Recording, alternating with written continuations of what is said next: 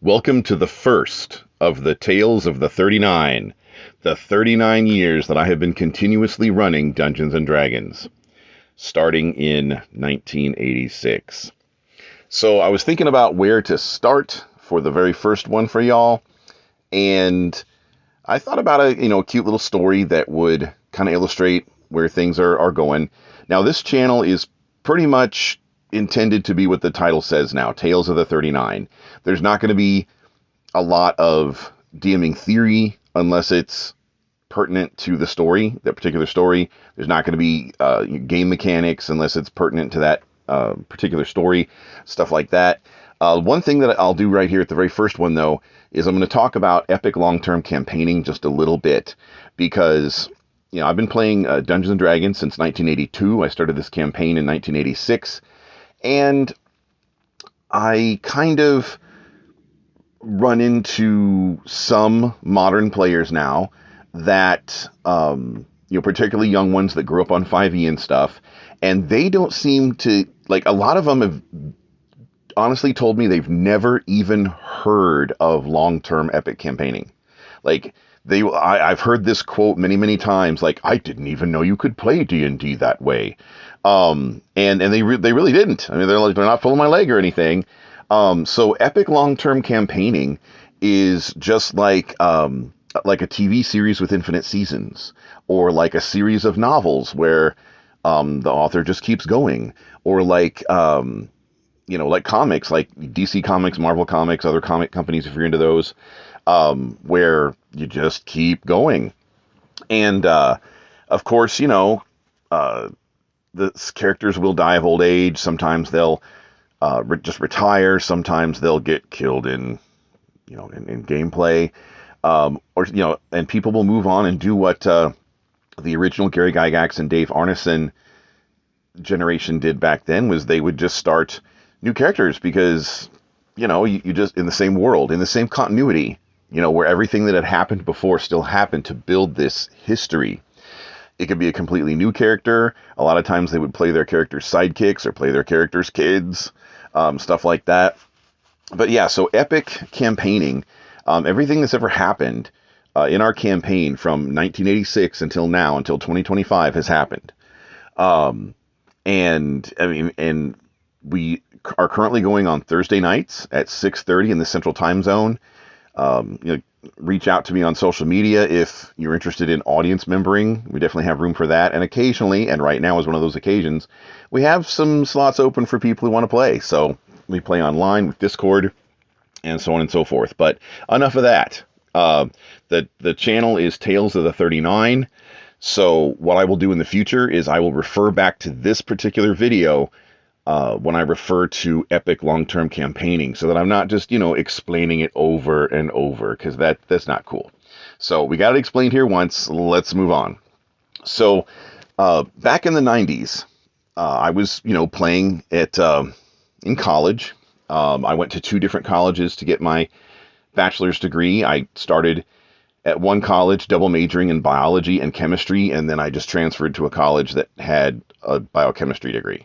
I thought, why am I working twice as hard? So I kind of combined my degrees into one. But at the first college that I started at, which these days is called the University of Central Missouri, but back then it was called Central Missouri State University, there was a Christmas vacation game.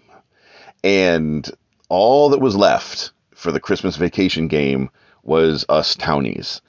And the townies, well, because everybody else, they'd gone home. They'd gone back to their parents, or they went on some kind of college road trip adventure, or, they got some kind of, temporary job somewhere. They did something. People just left because it was Christmas vacation in a college town. And so us townies got together, and there weren't very many of us. And they didn't really want to start a big adventure and then have everybody else come back the next week and, be lost or whatever. And they also, the party's heavy hitters weren't there. It was kind of like when I was growing up sometimes in DC Comics, There would occasionally, about once a year, be an issue of the Justice League comic where all the heavy hitters, like Superman and Green Lantern and stuff, they'd be off on a mission in space. And so there would be some kind of adventure where maybe, Batman and the Atom and Black Canary and Green Arrow and some of the more minor Justice Leaguers in terms of power. I wouldn't say Batman is minor overall, but minor in terms of power.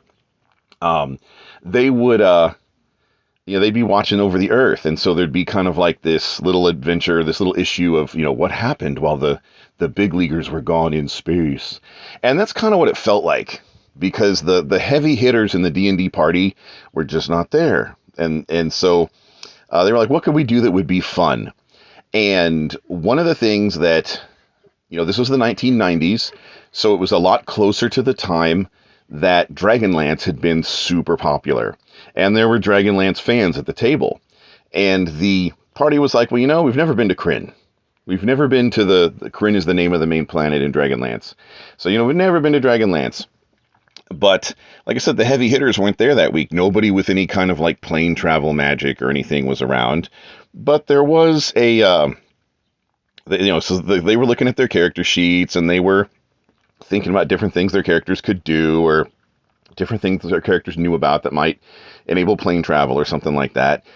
And one of the people that was there, his character was an anti-paladin. These days, I guess sometimes we call anti-paladins blackguards, that's cool too. But his character was Izzy Borden, the anti-paladin. And the reason he was called Izzy Borden was because his character was his character was the brother. His sister was Lizzie Borden. So there was a female fighter in the group. She wasn't there that night, but she fought with an axe. And, well, there was some dark humor in the group back then. And so she named her axe-wielding female fighter Lizzie Borden. And I had never heard of Lizzie Borden before. But apparently, way back in the day, I don't know how far back, and I'm not going to look it up right now, but so far back that the pictures are black and white when you go research it. I remember that. But apparently, way back in the day, Lizzie Borden was an axe murderer woman, and she was one of the first ones that really shocked our society. That, that kind of thing was not so common back then. It was not so, people were not so desensitized because they hadn't seen so many horror movies back then in those days. And they hadn't, that kind of stuff hadn't happened in the news quite so much back in those days. And so back in those days, that was really much more shocking to society than it would be now. And so Lizzie Borden was, apparently known in history to the people that knew her as like this, axe murdering woman, shocked the world and stuff. And so, there was some dark humor in our group back then, or some dark, I don't know if it's humor, but there was some darkness. And so there was a female human fighter named Lizzie Borden fought with an axe. And this other guy, he decided to make a little brother for her. So Lizzie's little brother was Izzy Borden. And so Izzy Borden was an anti-paladin. Izzy Borden had a nightmare steed. And according to the nightmare steed stat blocks of the time, nightmare steeds could gallop through both the astral and ethereal planes. And the group had a sled or small sleigh. And the reason that they had that was because there was another guy in the group, and he was an elderly dwarf cleric, very elderly. Like, I don't know what possessed him to want to do that, but he was like a super senior citizen dwarf for some reason. Basically, he'd come out of retirement. In his backstory, he'd come out of retirement to become an adventurer. He just, felt the calling of Moradin and became a cleric very, very late in life or something. And so he had this little sleigh or sled because his strength wasn't very high at his ripe old age, and so he couldn't really haul around the same amount of encumbrance as other characters. So he had a little sled that helped him compensate for his lack of encumbrance ability. And the sleigh was big enough for the group that was there, and so they asked me as the DM if Izzy's nightmare steed could pull the the sleigh through the plains, and they could go visiting, the Dragonlance world. And I thought about it, and I decided, it is a fantasy world. And so, yeah, I called it the Santa Claus reindeer principle. Based on the Santa Claus reindeer principle, yes, absolutely. I figured it wasn't going to break the game or the universe because going forward, because the Steed, I would never be, so the Steed couldn't pull something through the plains that it couldn't pull normally anyway. So if it wasn't strong enough to pull it in the normal world, then it couldn't pull it through the plains. So I figured that there was some kind of game balance there to prevent it from being abused or becoming OP later in the campaign. And plus, it was just fun. So but I role played the Nightmare Steed because Nightmare Steeds are fiendish things from the lower plains, and they have egos, and they would not want to be. They have egos and stuff, and they would not want to be. They would not want to deign to become a beast of burden. So I told Izzy that your Nightmare Steed is really going to have to be talked into this, and you're going to have to promise it something. You're just going to have to owe it one. And it was never really defined what he was going to owe it, but the Nightmare Steed was basically, I didn't have it like talking out loud in my universe as the DM where everybody could hear it, but it could kind of talk to its anti-paladin master.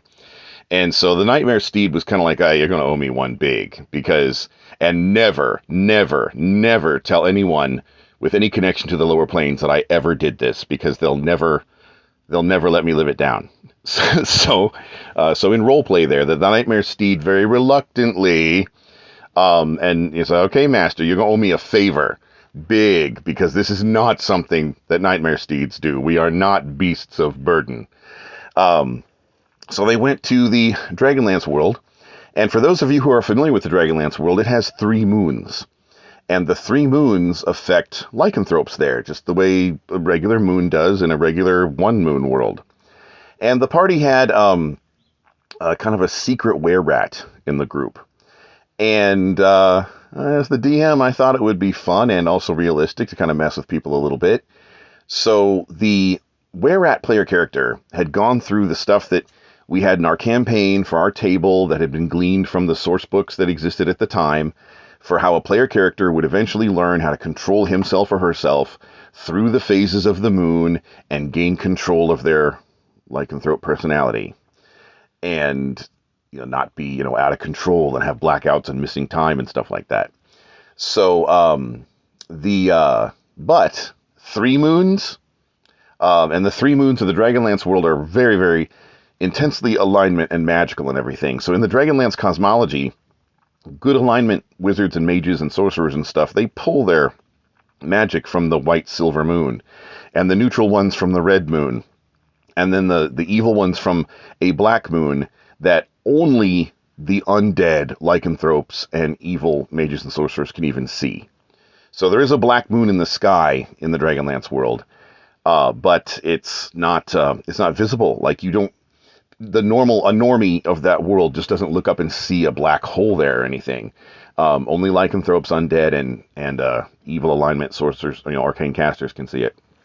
But yeah, 3 moons, and basically I told the player that he was going to have to learn how to control himself all over again, because he had 3 moons pulling on his lycanthropy, and he just kind of learned how to control himself with 1, because these 3 moons all had different phases and orbits and stuff.